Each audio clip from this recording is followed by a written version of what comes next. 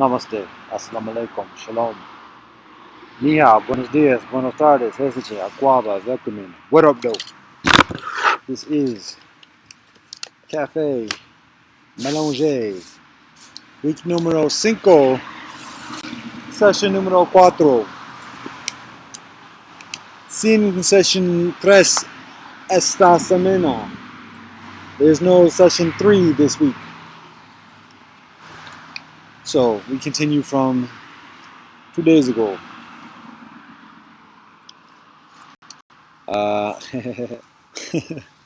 was trying to access this joint with the computer mouse. So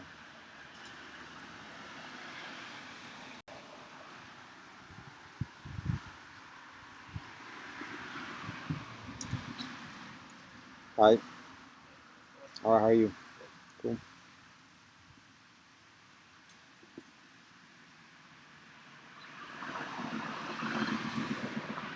We got this thing going on.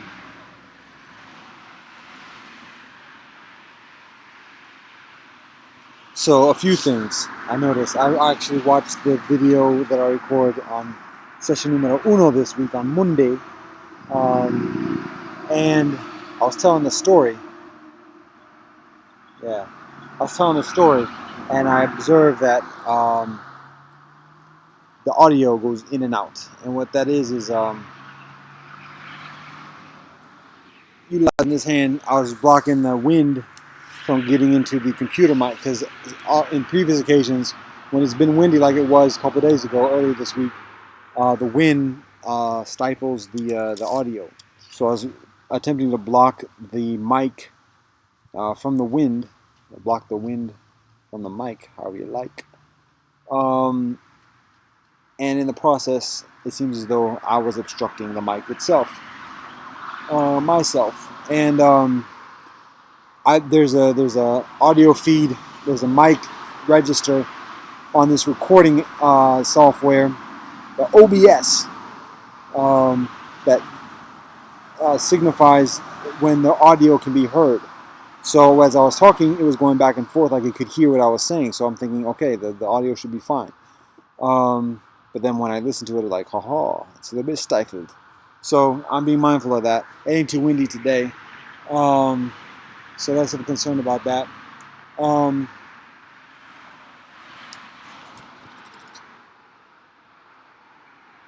So that's that. Also, for those who care, do I wear this every day? Haha. So, one, I do wear clothes from day to day, like on multiple days. What's the law that says you can't? How about that?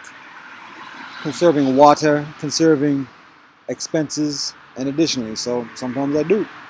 Now that being said, I actually have dress shirts like this one.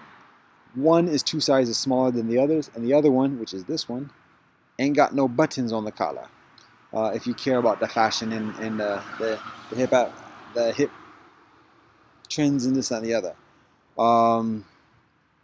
If you care about hygiene, cool, but that's not necessarily registered by the outer garments. Can be, but not always. So anyways, that's just for those who care. Now, that being said, I got dos cosas today, and then dos bonus cosas today. If I can remember it all, God willing. How you doing there? Right. So the first joint is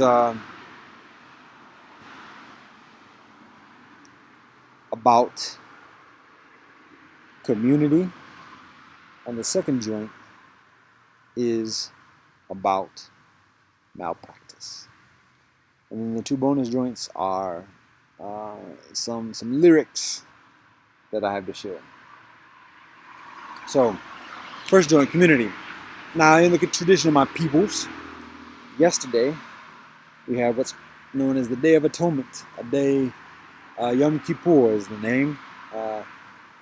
Hayom. It is a day of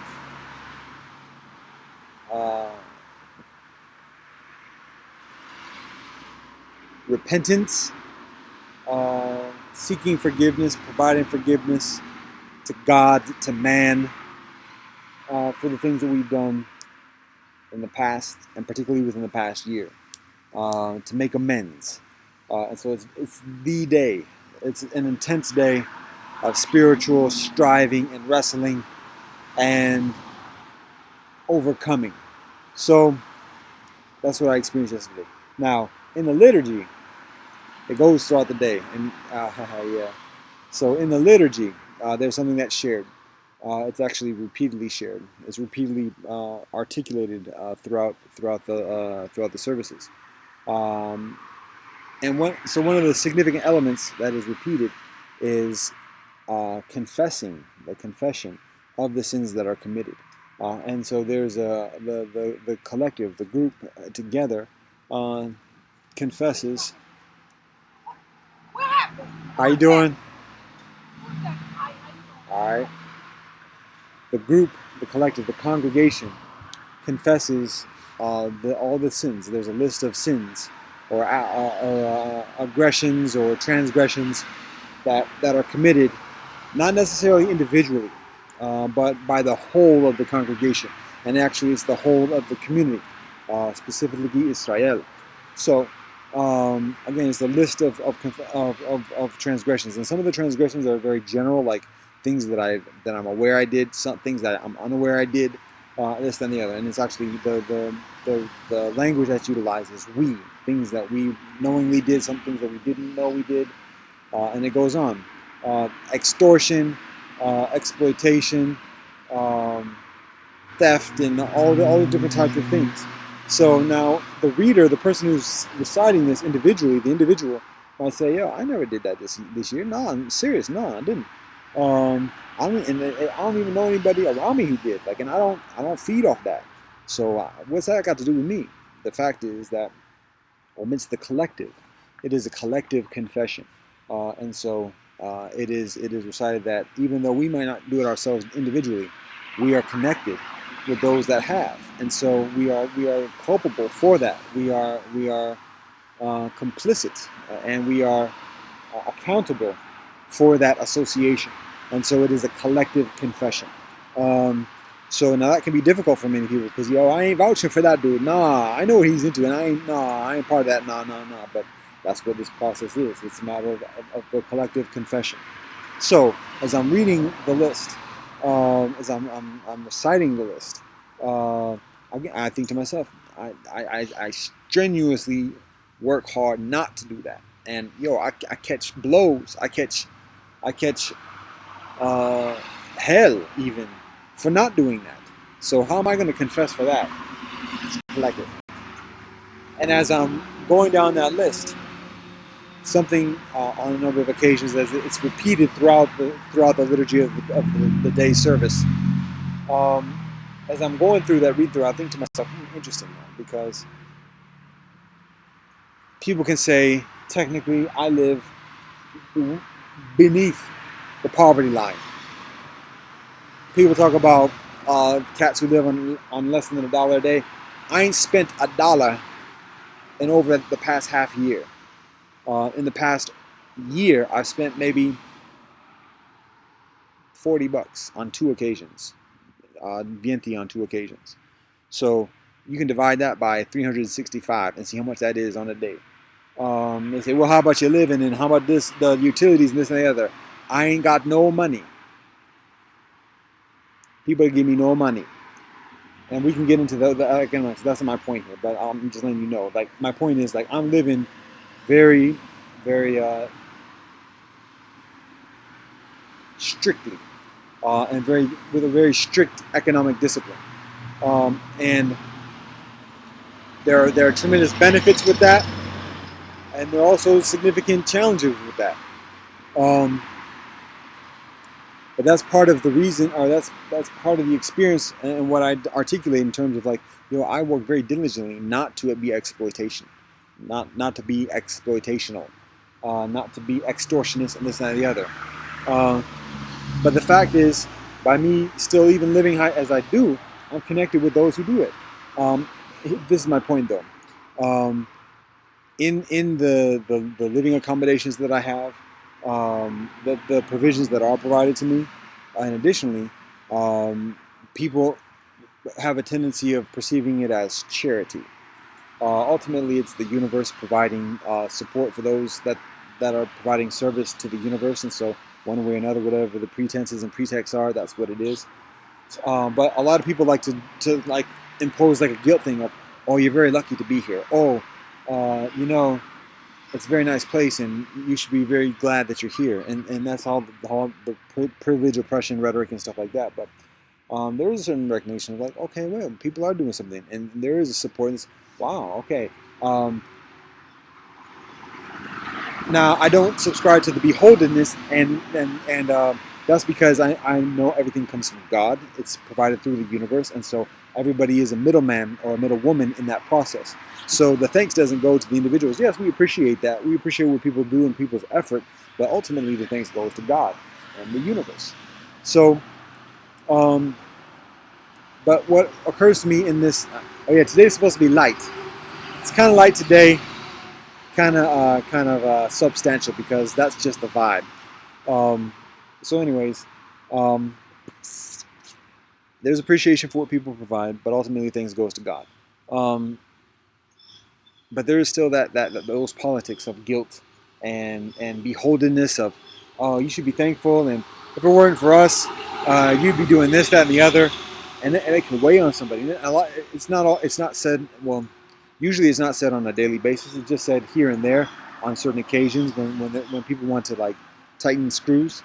Um, but it weighs. It weighs, and so and it doesn't necessarily have to be my personal living situation that this applies to, but going to university. Oh, you're very fortunate to get that scholarship. Oh, you're very fortunate to get accepted. Oh, you're very fortunate to have parents who can afford to do this, that, and the other. Oh, you're very fortunate for this, that, and the other. So it's all in a different kind of context.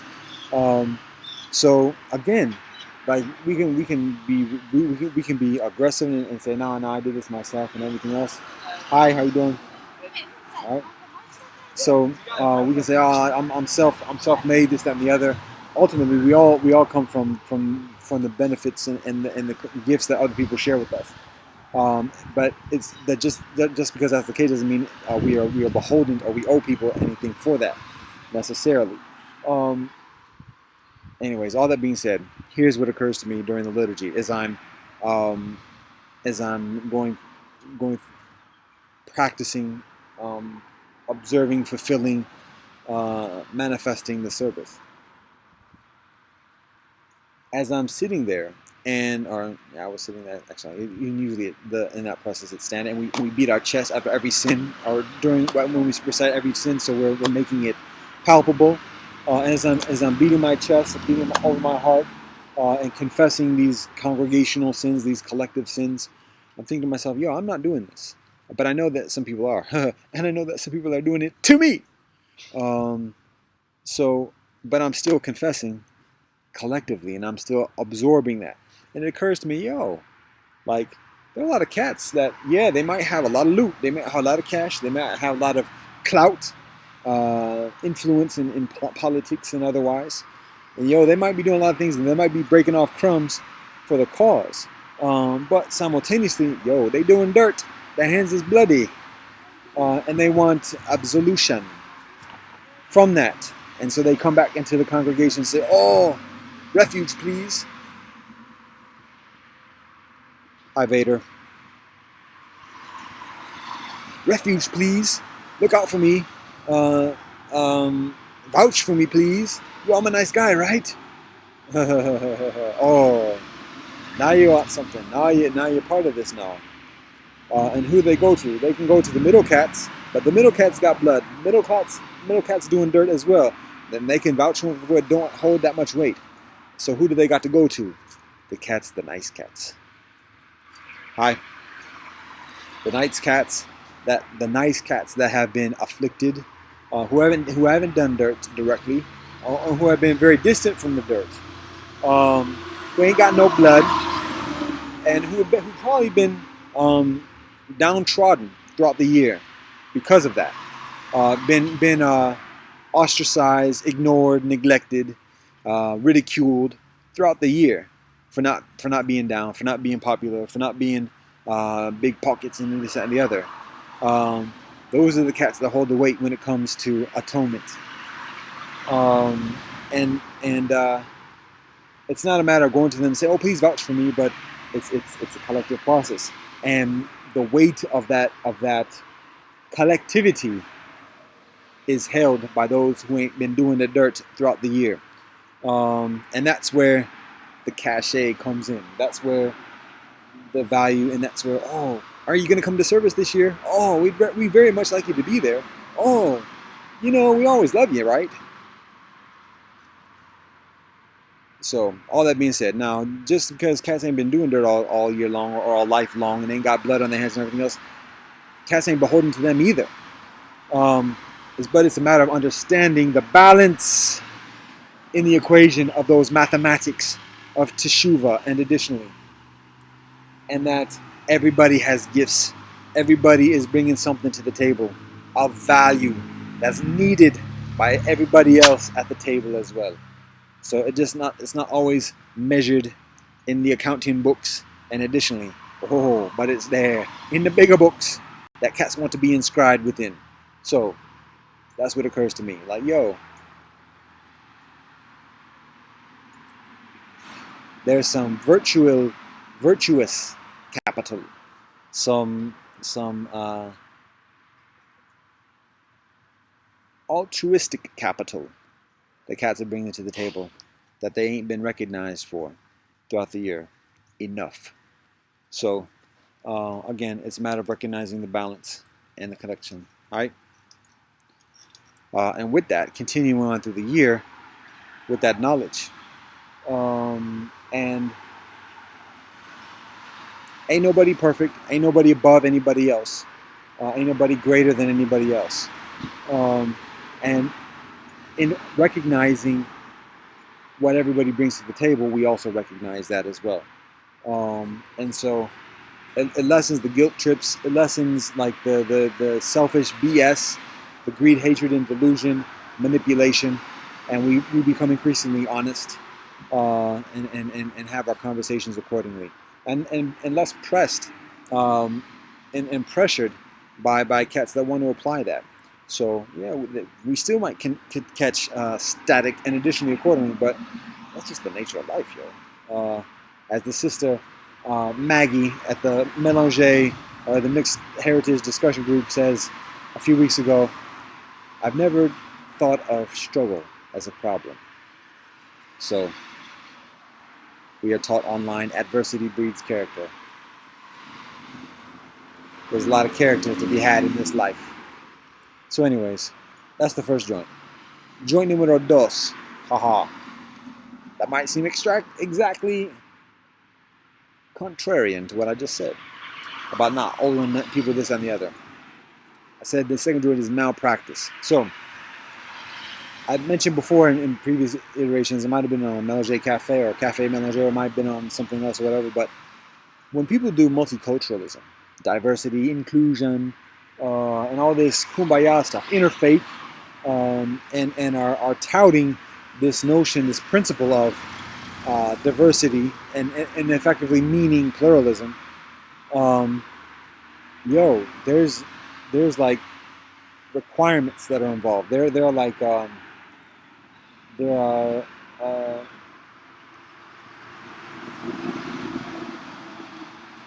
qualifications that are necessary. There are prerequisites that are involved, and a lot of time, much of the time, cats ain't fulfilling those prerequisites. And so one of those prerequisites, when one is claiming multiculturalism, is being duly supportive. You can figure out for yourself what that means. Duly supportive of Melange people. People who exactly emerge, who are born, who are conceived and raised within the experience of multiculturalism. And so very often, groups get together for a multicultural cause, a multicultural activity, but ain't actually committed to it.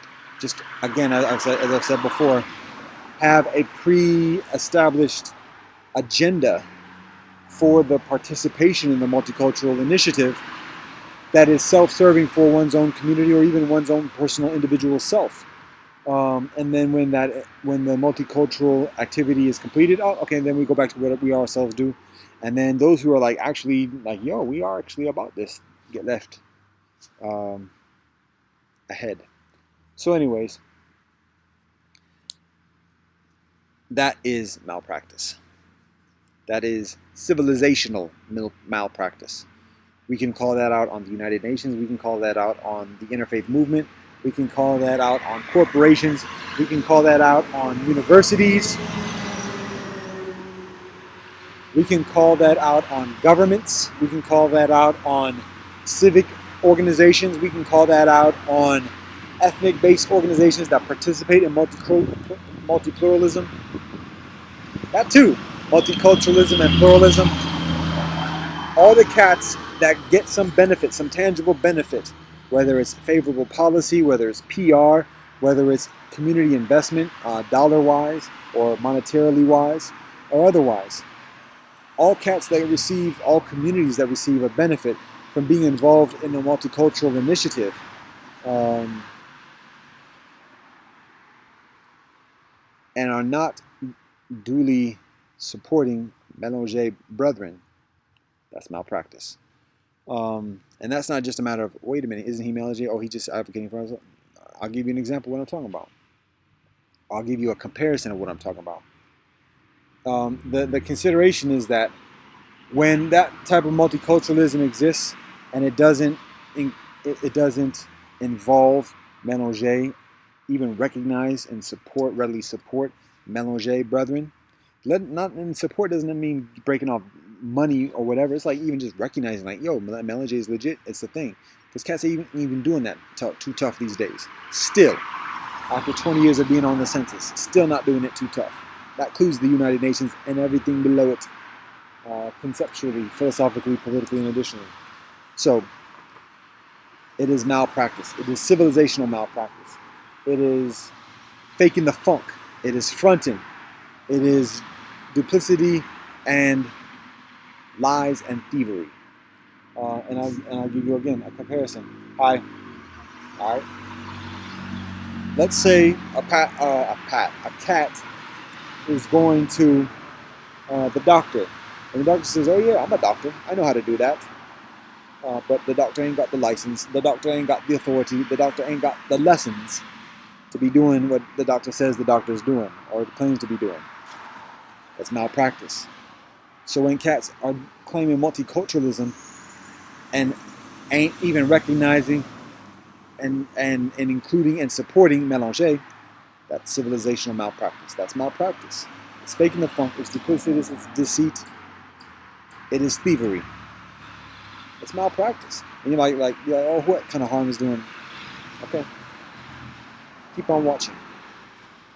When a cat goes to a lawyer and tries to get advice about setting up a company or doing a lawsuit or defending oneself against a charge, and the lawyer says, "Oh yeah, I'll tell you what to do." Da, da, da, da, da. And the lawyer ain't got the lessons. The lawyer ain't got the sanction, the credit, the credentials, and additionally, malpractice, fraud.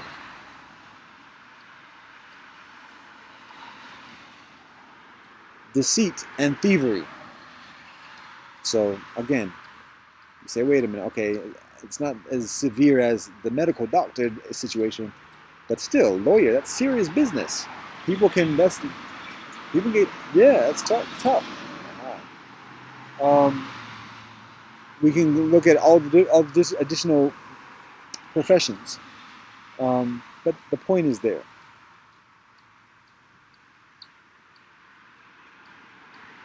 It is fraud. It is malpractice. So there is a duty that cats have when proclaiming multiculturalism, diversity, inclusivity, and equity of specifically, directly, explicitly acknowledging, recognizing, involving, and supporting Mélanger people and the Mélanger experience. Otherwise, it is malpractice. And just like a cat may seek retribution or seek recompense in medical practice and legal malpractice,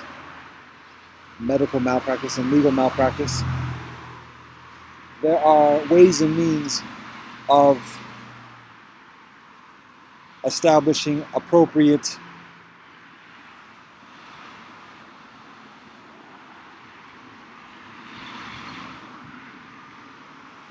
justice for civilizational malpractice.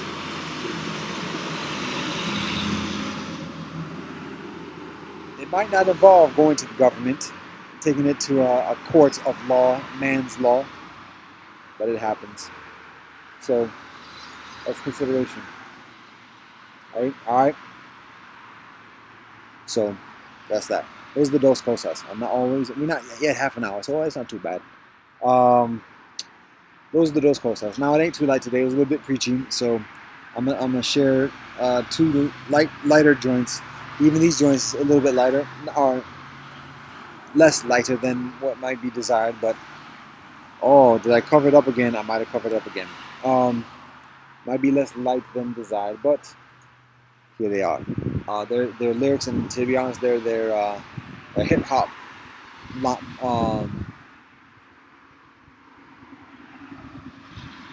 lyrics. Leave it at that. Some people call them bars. I try to be careful and mindful of how I utilize that word. So these are some lines in the style of hip hop, and that's how I deliver it. So it rhymes though, for the most part. So here we go. The first joint is a little bit heavier. The second joint is lighter. I'll give a context for the first joint. The first joint, it's called "You Can Keep the Bling Bling." There's another title for this as well that escapes me at the moment. So, and "You Can Keep the Bling Bling" is just the first line of the joint. But I'll give you the context. This was written a few years ago. After the Cuyahoga area wins a national championship. And I'm going to leave it at that. Love and peace to all world be free brethren.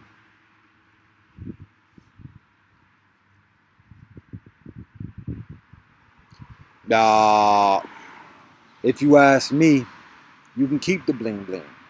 The fat ass, smooth whip, platinum chains, and the champ ring. Cause see my cat's on some big teams.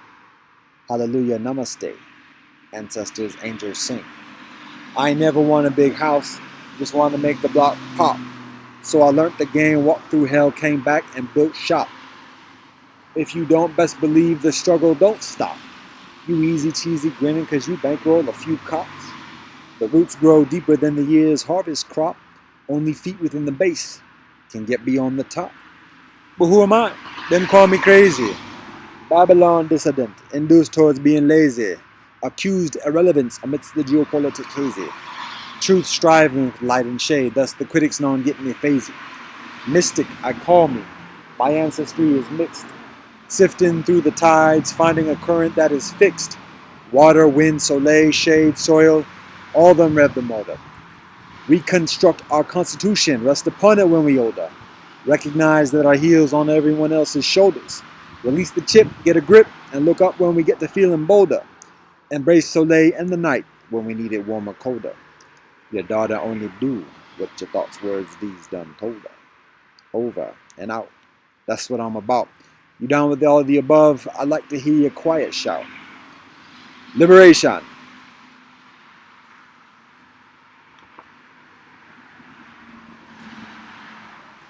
That's the first joint. Second joint, I said it's a little bit lighter. A little bit flowerier. Flowerier. Flowerier. Flowerier. A-I-O-U. A-I-O-U. A-I-O-U. Here's the second joint. Now this one is called You and I Village. I think it also has another name, another title. And I got to work out further on the concentration to recall it. Here we go. Recall the lyrics, that is, not necessarily the title, because I'm going into the second title at the moment. Here we go.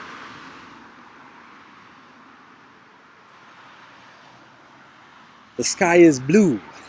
The trees are green. The truth is abundant, if you know what I mean.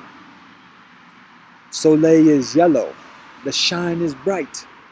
But deep within is the highest light.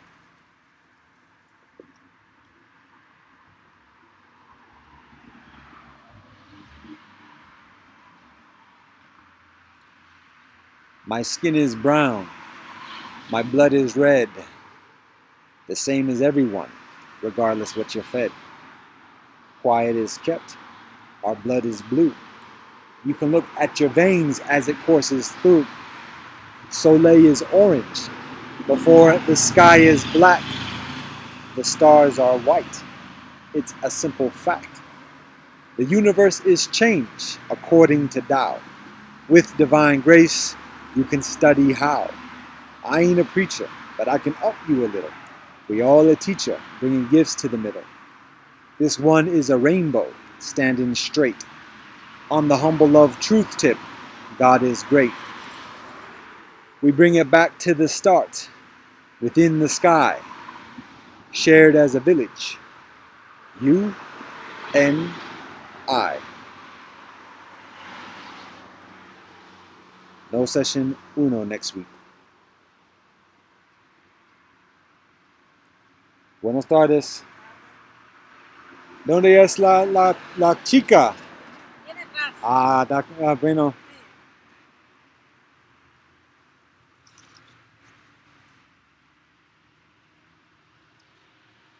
Namaste. Assalamu alaikum. Shalom. Zaijian. Adios. Teja Greece. Asempe na asamudro. Kile Fred. One love and peace.